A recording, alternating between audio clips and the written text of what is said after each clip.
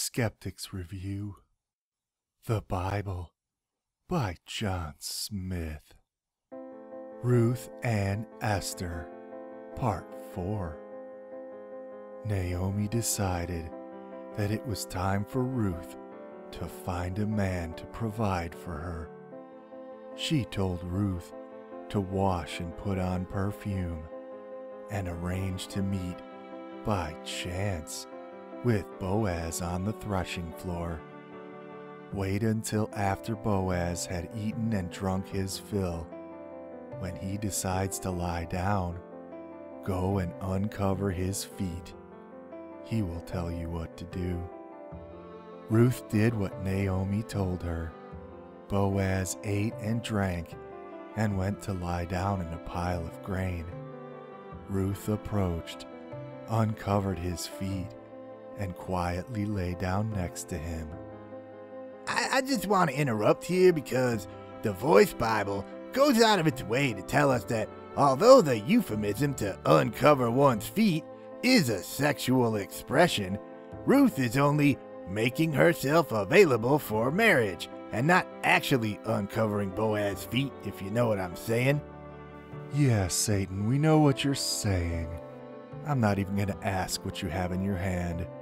What? I'm just burying 40,000-year-old baby woolly mammoths in Siberia to confuse people into doubting the obvious 6,000-year-old age of the earth. Sigh. Boaz awoke to discover Ruth lying there. "Who are you?" he asked. "I am Ruth. Spread your garment over me. You are the guardian redeemer of our family." By saying this, Ruth was propositioning Boaz for marriage.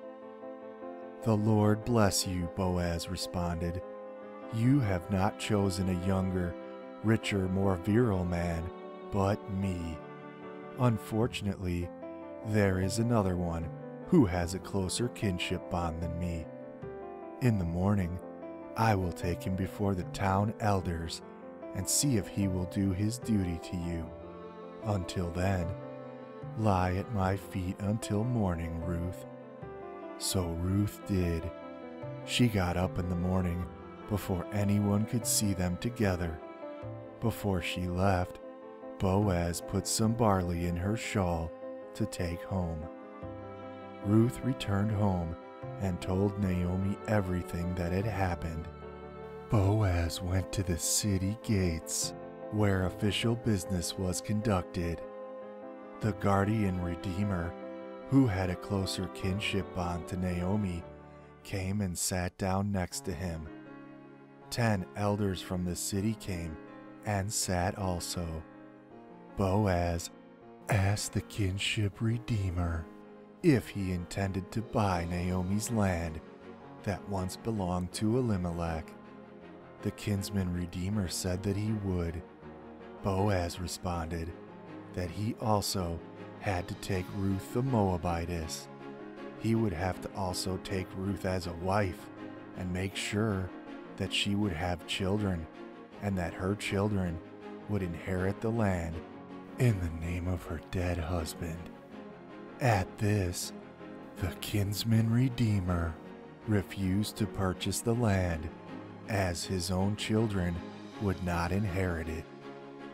The kinsman redeemer told Boaz to purchase the land himself. The kinsman redeemer removed his sandal to settle the exchange. Boaz exclaimed to the witnesses that the matter was settled. He would purchase the land, and Ruth would become his wife. He would keep the dead man's land in his family and continue his family line through Ruth.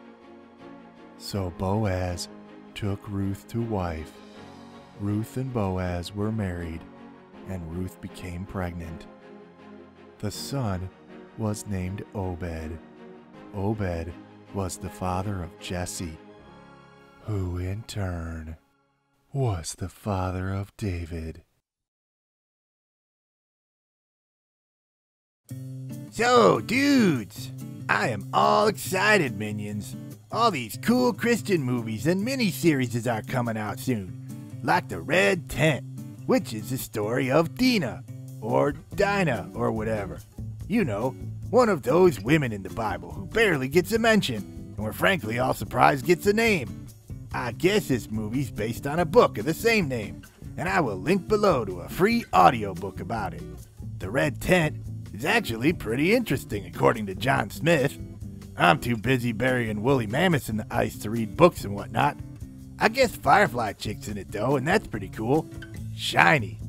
That's all for today, minions. Hope you enjoyed another Skeptics Review playlist.